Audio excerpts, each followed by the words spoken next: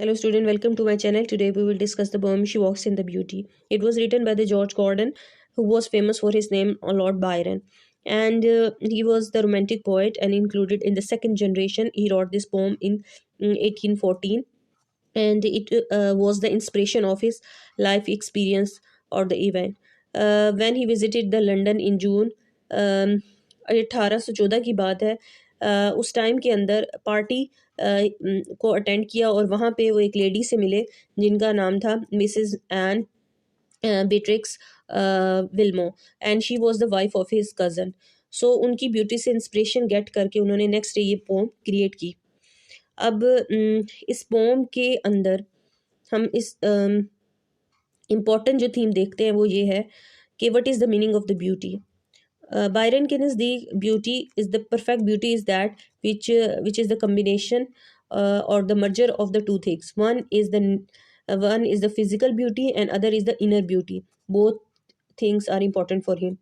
जैसा कि आप देख सकते हैं, जो ग्रीक आइडियल बिलीफ था about the beauty and the love, वो ये कंसिडर करते थे कि जो परफेक्ट ब्यूटी जो होती है ये लव वो होता है जो कि always comes from the interior of the human beings. जो अंदर से निकलता है वही आपके फिजिकल अपेयरेंस पर असर अंदाज होता है। सो जो फिजिकल अपेयरेंस और उसके जो ट्रेट्स होते हैं वो तभी आते हैं जब इंसान अंदर से स्ट्रीन होता है, पीसफुल होता है, कामफुल होता है और उसकी थॉट्स उतनी ही प्योर होती हैं और उतनी ही नोबल होती है। तो यहाँ पे वो कहते हैं she walks in the beauty like the night of the cloudless, climbs in the starry sky, and all that of the best dark and the night meet in her aspects and her eyes, and thus mellowed to that tender light which heaven to guided day deny.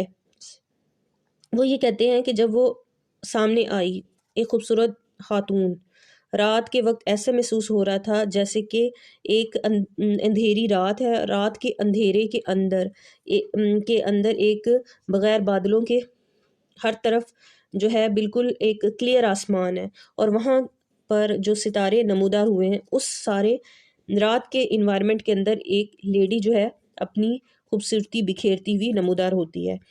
और वो उसको ये beauty उसकी खूबसूरती को compare कर सकते हैं डार्क एंड ब्राइट के साथ।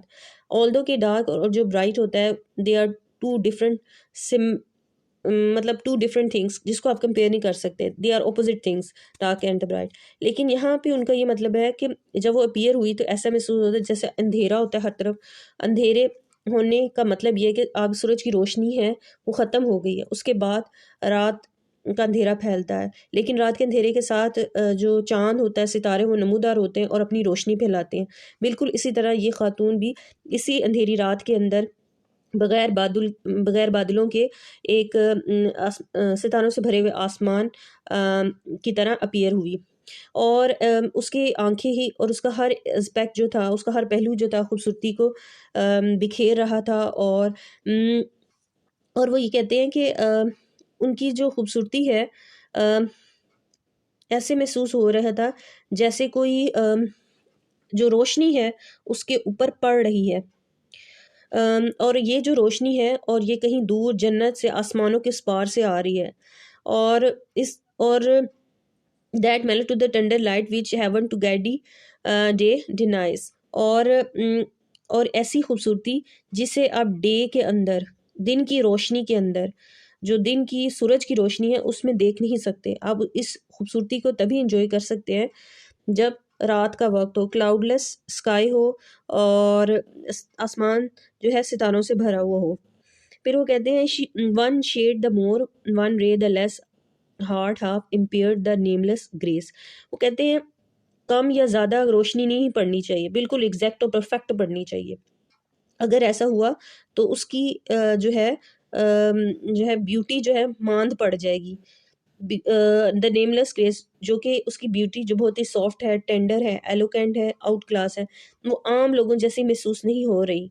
विच waves in every raven trees और softly lighten over her face. और ऐसे लग रहा था कि जिस तरह एक उसके जो बाल थे, सने घने स्याह जो बाल थे वो सारे के सारे उसके चेहरे पर जो पड़ रहे थे, it was just like a raven trees.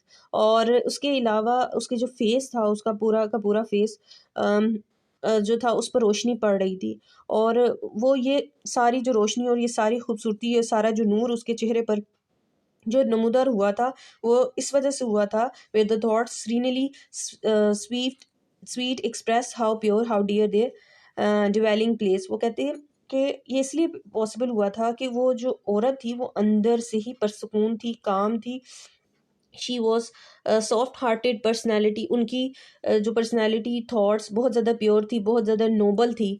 और उसका जो फेस था वो अटरली डिपिक्ट कर रहा था उसकी इंटरनल ब्यूटी को, और ये वो बताता था कि हाउ प्योर शी इज़ और how dear their dwelling place, कि वो ये सारी ब्यूटी कहाँ से आई है, कहाँ से उसका आगाज़ हुआ है इस सारी खूबसूरती का।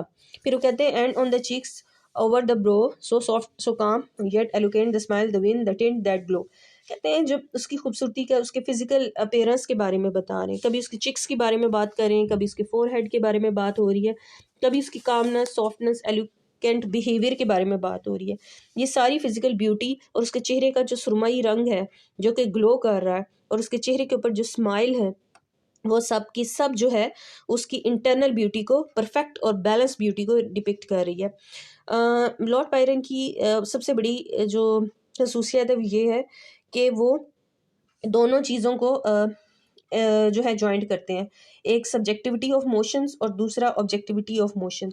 अब जो सब्जेक्टिविटी ऑफ द जो थी, जो मोशन, फीलिंग और एक्सप्रेशन का जो एक इम्पॉर्टेंट ट्रेड था रोमांटिक पोइट का, वो भी हमें नज़र आ रहा है, और साथ साथ जो उससे पहले जो राइटर्स हैं उनका जो स्टाइल था ऑब्जेक्टिविटी के हवाले से, फिजिकल ब्यूटी के हवाले से, वो भी आपको इनकी पोइट्री में नज़र आएगा। सो उन्होंने दोनों चीज़ों को मर्ज किया है कि जब वो स्माइल करती थी तो कितनी ही खूबसूरत वो मालूम होती थी, और यही वजह हो सकता है कि उसकी ये पर्सनैलिटी जो है क्यों हो सकता है कि उसकी फैमिली इन्वायरमेंट की वजह से हो, या फिर आप कह सकते हैं एक ऐसी ब्यूटी जो कि डिवाइन ब्यूटी है, नेमलेस ग्रेस है, ठीक है, जो कि आम इंसानों के पास नहीं हो सकती, जो डिवाइन ही कोई पार ऐसी है जिसमें से ये जो ब्यूटी है वो अता की होगी।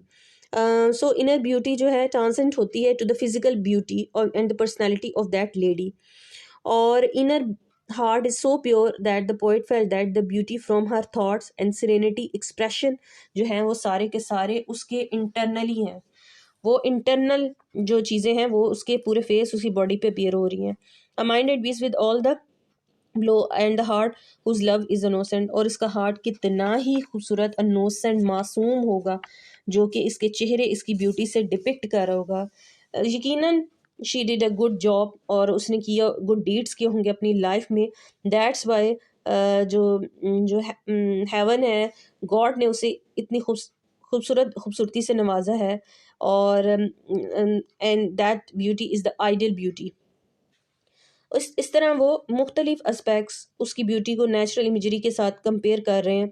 कभी वो सिमली का इस्तेमाल कर रहे हैं, like the night of the cloudless, और इस तरह कभी स्टेरी स्काइज के साथ दे रहे हैं, कभी डार्क एंड द ब्राइट के साथ दे रहे हैं, कभी वो टेंडर लाइट से मुख्तलिफ अंदाज में वो सिमली का इस्तेमाल करते हैं और कंपैरिजन क्रिएट करते हैं उस लेडी में, और डिफरेंट जो नेचुरल इमेजेस हैं उसके साथ।